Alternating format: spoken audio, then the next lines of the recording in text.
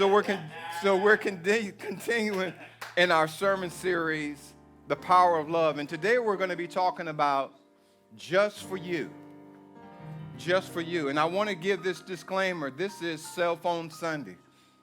Because there are going to be certain slides that I'm going to be putting up. There's going to be too much to copy down, too much to write. So you need to have your cell phone out to take these pictures, all right? Don't try to write down everything I'm saying. But it's called Just for You. Just for you.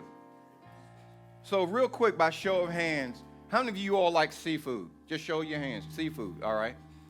Real quick, how many of you like the furniture that you sit on at your house? Show of hands. All right? How many of you like your laptops and your cell phones? Show of hands, all right? Now, do we think about those people who are in those deep waters to go and catch those crabs and that fish that we like? No, we don't. Do we think about the men and the women who operate that heavy equipment in those mountainous terrains to go get the wood to make our furniture? No, we don't. Do we think about a mineral or a component called cobalt that is derived from the Democratic Republic of Congo? And 2/3 of this component, cobalt, comes from Congo. And you say, what's the big deal about that? Well, Congo is the second poorest nation in all of the world. The average income is only $450 a year. But we don't think about that because we have our cell phones and our laptops and our handheld devices. We don't think about what it takes for us to enjoy these amenities of life. But how often do we really think about what's going on? And those are the things that we can see, the things we can touch. But how often do we think about what's going on in the spirit realm? Ephesians 6:12 says, and you all have heard this before, for we are not fighting against flesh and blood enemies, but against evil rulers and authorities of the unseen world, against mighty powers in the dark world, and against evil spirits in heavenly places. You all have heard that before. So my first point is this. Even though we're talking about it just for you, I have to start from the beginning. We're going to talk about a dark domain. A dark domain. And when I talk about a dark domain, I mean dark, number one, is being evil and demonic, but I also want to talk about dark as in the unseen. If you get a hotel room and you swipe the card or whatever you have to do, and you walk in and you can't see and you trip over the furniture, is because you don't know where you're going. It's dark. So it's just simply unknown. So I mean dark as in evil and demonic, but also the unknown. So in Genesis 1:1, it says that God created the heavens and the earth. And in Genesis 2:1, it says, and that he completed the heavens and the earth. But for 5 days, God said that everything was good. But in Genesis 1:31, he said everything was very good. So then God said that everything that he made, indeed, it was very good. So that tells me that everything that God made was in place. Everything and everyone was in place. Everything was good, right? But then Ezekiel makes the account of this. Ezekiel 28:15. Something happened, and we know. He says, you were perfect in your ways from the day that you were created till iniquity was found in you. Who is he talking about? He's talking about Satan. So something happened after Genesis chapter 2. We don't know. The Bible doesn't say when this has happened. That was Ezekiel's count. Jesus made the account in Luke chapter 10. There are 70 disciples that are not named. But they come back and they say, wow, Jesus, when we speak and use your name, these demons are subject to us. But we use your name. And Jesus comes back in Luke chapter 10, verse 18. I've got a lot to cover, so I'm talking fast, y'all. And Jesus says to them, and he said, I saw Satan fall like lightning, because I'm glad y'all got the concept. Satan didn't get it. And when he was filled with pride, he says, I saw him fall like lightning. Y'all got me? So understand that this pride thing can make you fall real quick. But here's what we have to understand. And I was blown away when the Lord began to reveal this to me. Satan lost his position, but he didn't lose his place. He lost his position, but he didn't lose his place. And what I mean by that, Job chapter 1, verse 6. One day the members of heavenly court came to present themselves before the Lord, and the accuser, Satan, came with them. I'll read that again. One day the members of the heavenly court came to present themselves before the Lord, and Satan came with them. So if he's been kicked out of heaven, how is he in heaven? He lost his position, but he didn't lose his place. So let me give you an example of this. A man and a woman, husband and wife, are married, and it becomes a very volatile marriage. And when I say volatile, it could be some abuse going on. And I'm not going to say the husband, I'm not going to say it's the wife, because we often want to say, oh, the husband was abusive. But either way, but they have children together. And so they go to court and they say, all right, you have guardianship and you have visitation. So when they come over on the weekend to come get the children, it used to be, hey, you can prop up and watch TV, you can sleep in the bed, you can use the bathroom, you have access to the refrigerator, you can go anywhere you want in that house. But when it comes time for visitation because of the divorce, guess what? You can come up to the curb, you can wave at me, and the kids will come out and see you. And that's so it is with Satan. But guess what? That only lasts until those kids turn 18. And after that, you have no more access to me. Y'all follow me? So Satan only has a limited time. Zechariah chapter 3, verse 1. Then he showed me Joshua the high priest standing before the angel of the Lord, and Satan standing at his right hand to oppose him. So there's more than one account where Satan still has access. 1 Kings chapter 22, verse 19. Then Micaiah says, hear the word of the Lord. I saw the Lord sitting on his throne, and all the hosts of heaven standing by, on his right hand and on his left. And when it comes to the throne of God, when it says his right and his right hand is a hand of honor, his left is a side of dishonor, like when the Bible talks about sheep and goat. Verse 20. And the Lord said, who will persuade Ahab to go up, that he may fall at Ramoth Gilead? So one spoke up in this manner, and another spoke in that manner. Then the Spirit came before the Lord and said, I will persuade him. Then the Lord said to him, in what way? And he said, I will go and be a lying spirit in the mouth of the prophets. And said to the Lord, I shall persuade him, and also prevail. Go out and do so. The Lord said, go out and do so. Do you think God would send an angel to go and lie to someone? No. So Satan has lost his position, but he has not lost his place. So where does the Bible tell us that Satan gets kicked out of heaven? It's in there, right? Are we presuming that we've heard all about this? So let's go to the book of Revelations. It's in the Bible. Revelations chapter 12, verse 7 through 10. The war broke out in heaven. Michael and his angels fought with the dragon, and the dragons and his angels fought, but they did not prevail, nor was a place found for them in heaven any longer. Now they are kicked out of heaven any longer. Verse 9. So the dragon was cast out, the serpent of old called the dragon and Satan, who deceives the whole world. He was cast to the earth, and his angels were cast out with him. Because it says, we know that Satan was kicked out and a third of the angels. Y'all remember that? And then verse 10. Then I heard a loud voice saying in heaven, now salvation and strength and and the kingdom of our God, and the power of Christ has come. For the accuser of our brethren who accuse him before God, what? Day and night. That's what Satan is doing right now. He's accusing God before he is standing before God, accusing him.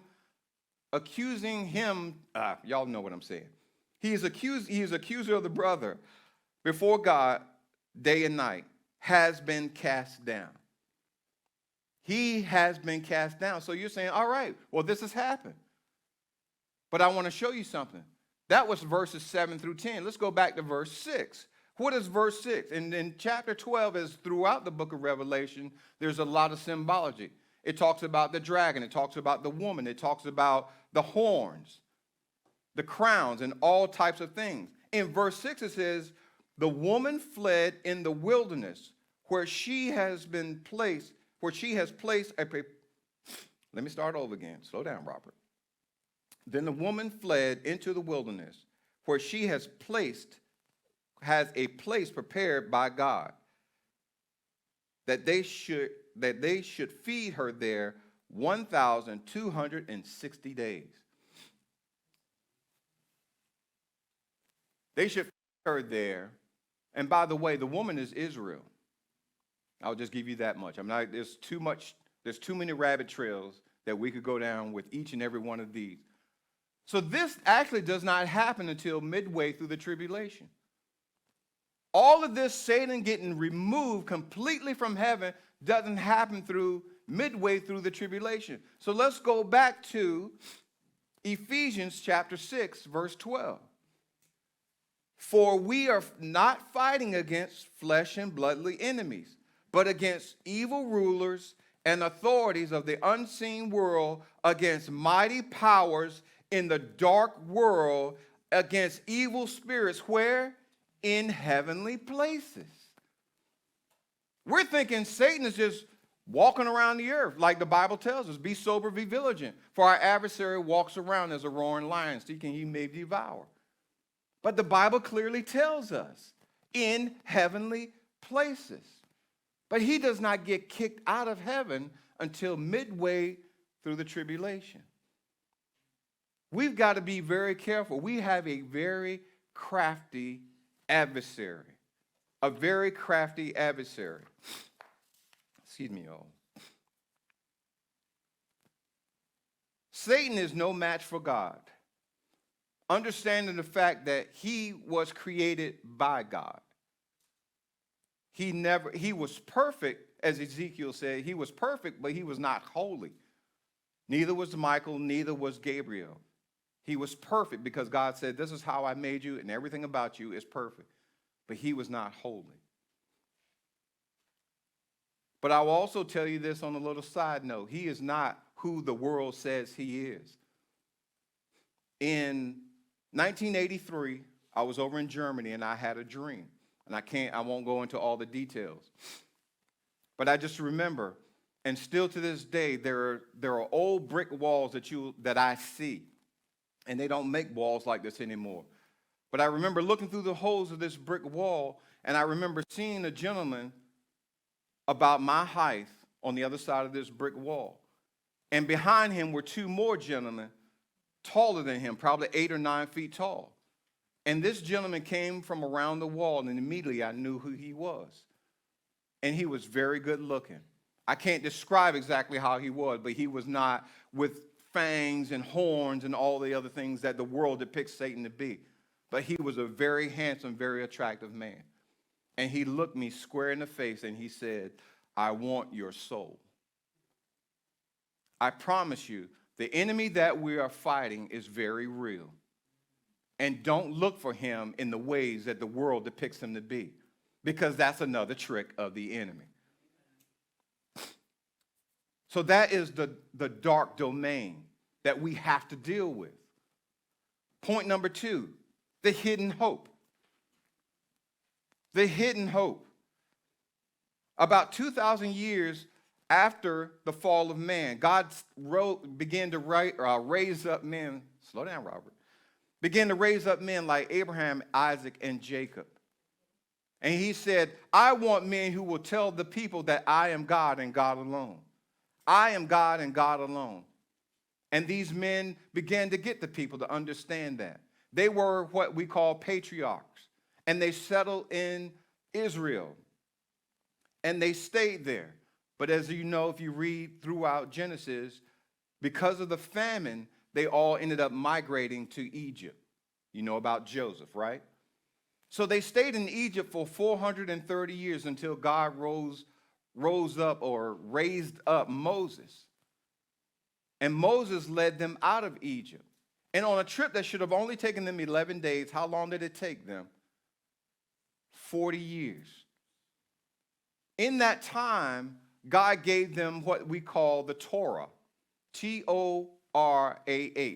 T-O-R-A-H. Why am I using that word? Torah simply means the first 5 books of the Bible. Genesis, Exodus, Leviticus, Numbers, Deuteronomy. The first 5 books of the Bible. In that, God gives us laws. God gives us, or gives the children of Israel, laws. 2 of those laws we still use. One of those were specifically for the children of Israel. Cell phone time. Moral law was the first one. Moral law. The value of these laws is considered of obvious and by reason and of common sense. For example, and I'll say this again, common sense tells you thou shalt not kill. It's not common sense. You can't just kill anybody. The moral law encompasses regulations on justice, respect, and sexual conduct, and includes the 10 Commandments. It also includes penalties for failure to obey ordinances. However, moral law does not point us to Christ. It's simply saying stay in line, do not disobey. Civil law. Oh, go back to moral law. Did you get it? Oh, you got it? Civil law. They were specifically given to the culture and the place of the Israelites and encompass all the moral law except for the 10 Commandments.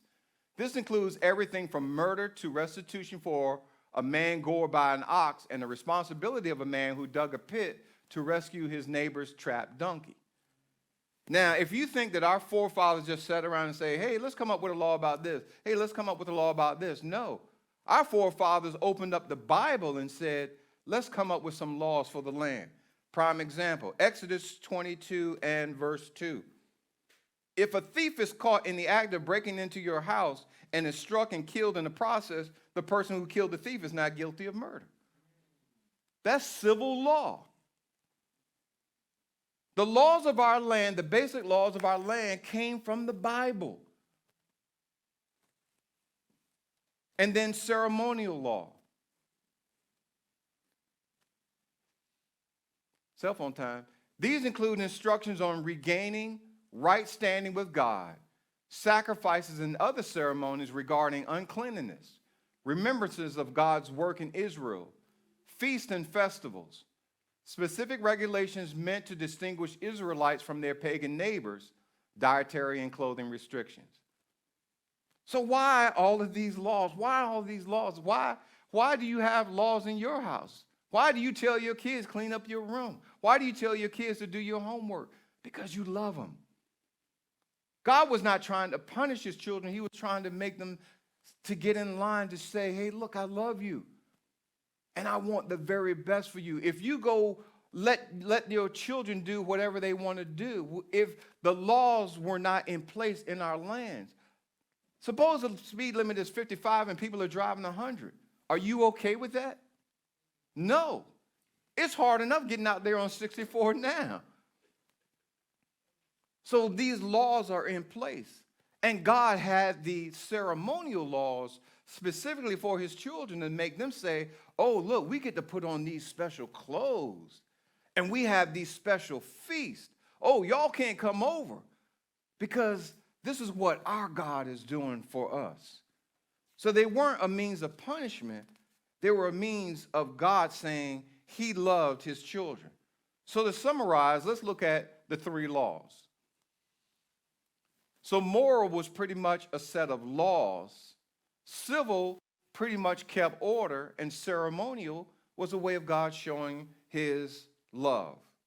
But there's still one unique thing that God gave mankind. Genesis chapter 2, verse 16. Genesis chapter 2, verse 16. And the Lord God commanded men, saying, of every tree in the garden you may freely eat. But of the tree of the knowledge of good and evil you shall not eat, for in the day that you eat of it you shall surely die. So what did God give man? Free. That's one of our biggest problems right now, is free will. But how many of you like free will? How many of you want to go live in Russia, China, or North Korea? Anybody? I'll pack the truck for you. We like having free will, even when it means being wrong. No, don't stop me. Don't stop me. I'm going to go tell him. I'm going to go tell him. I'm going to go do it. I'm going to go do it. We want our own free will. But this came from God. And people wonder, why is there so much evil in the world? Why is there so much going wrong? Because God will honor and permit. He will not violate anyone's free will. If someone says, well, I know there's some dogs down the street, and I'm going to go get all this dog food because I know I can't get them in my house, and I don't have room in our, I'm going to go get some dog food and feed these stray dogs. God said, go ahead. Someone else says, I'm going to go get this gun because there's a bunch of people in my work and I can't stand them. I'm going to shoot them and kill them all. God says, go ahead. God cannot violate our free will because he gave it to us in the garden. And we want to blame Adam. No, think about it. If we had the same opportunity, what would we have done? So fast forward. God gave us Jesus. He gave us the Holy Spirit. We've been baptized. We've got the word in printed form. We've got it on our phones. We've got it on our TVs. We have access to the word everywhere. And we're living under grace. So why is there so much evil in the world? Why is there so much evil in the world? Can it be stopped? To the average man, God gives 3 things. To the average person, God gives just 3 things. He gives you common sense, he gives you a conscience, and he gives you the law of sowing and reaping. He gives you common sense, he gives you a conscience, and even if you do something wrong, you should learn by sowing and reaping. Everybody reaps what they sow. So for us, we need to understand, how can we change things? One is by our presence. We can learn by our presence. Genesis chapter 18, verse 32. Abraham, this is before the fall of Sodom and Gomorrah, before the destruction, should I say, of Sodom and Gomorrah. Then he said, let not the Lord be angry, and I will speak but once more. Suppose 10 should be found there. And he said, I will not destroy for the sake of 10.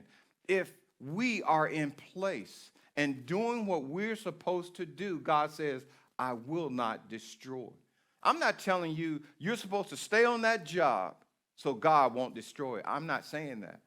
I'm saying, but as long as we are in a place and doing what we're supposed to do, God is going to do what he is supposed to do. And when I say in that place, when we're in a place and we're acting like everyone else and hanging with the crowd and blending in, y'all follow me? Love not the world, neither the things that are in the world. But as long as you're there, if you're saying that God has told me it's time for me to move on, then move on. But while we're there, our presence counts. And then by our prayers, by our presence, and then by our prayers.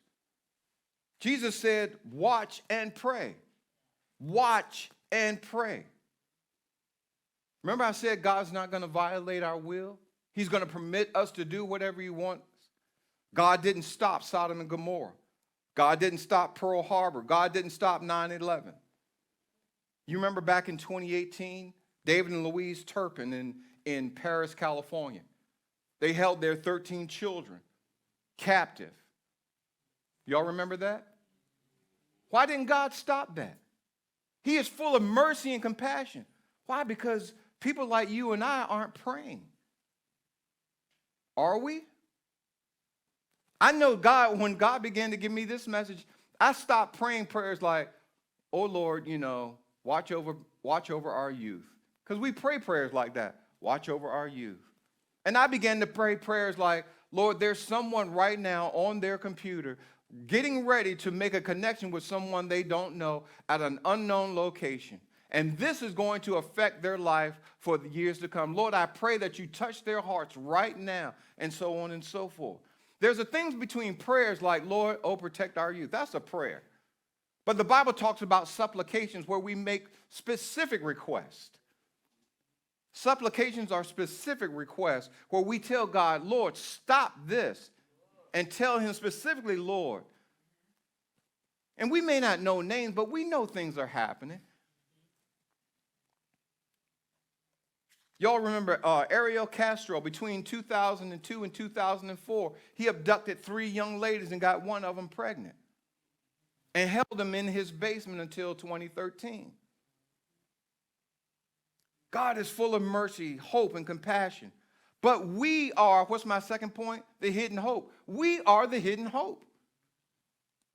We can't sit back and say, oh God, you're the God of the universe. You're the God of all hope. You're the God of eternal life and knowledge. Fix it, God. And God's saying, I've given you my word. Why aren't you praying?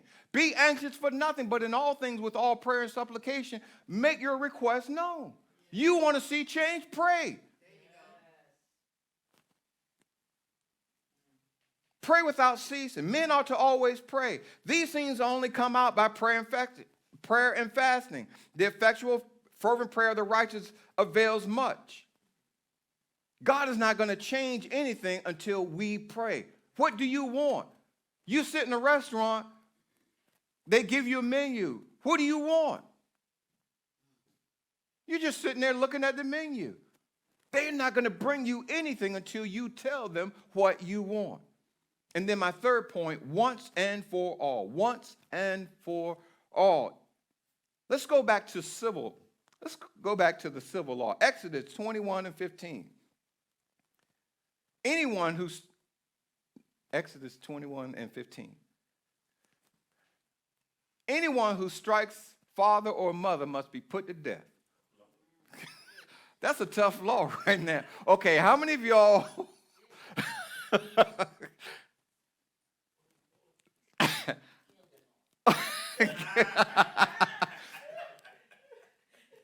That's a tough law, isn't it? If this law was in effect right now, there would be processions after processions after processions. You would see funerals as like, oh, somebody hit their mama. Somebody hit their mama. Somebody raised up.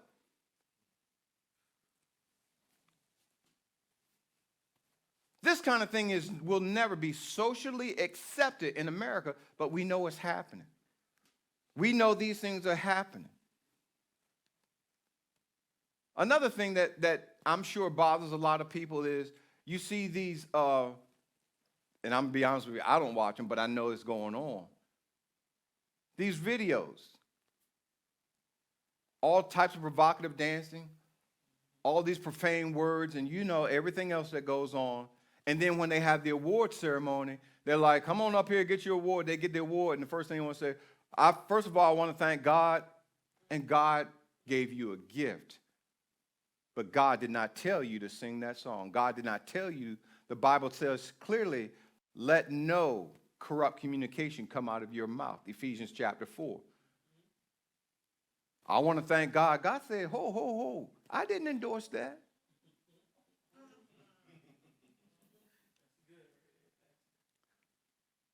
God gives us gifts, but not everything is of God.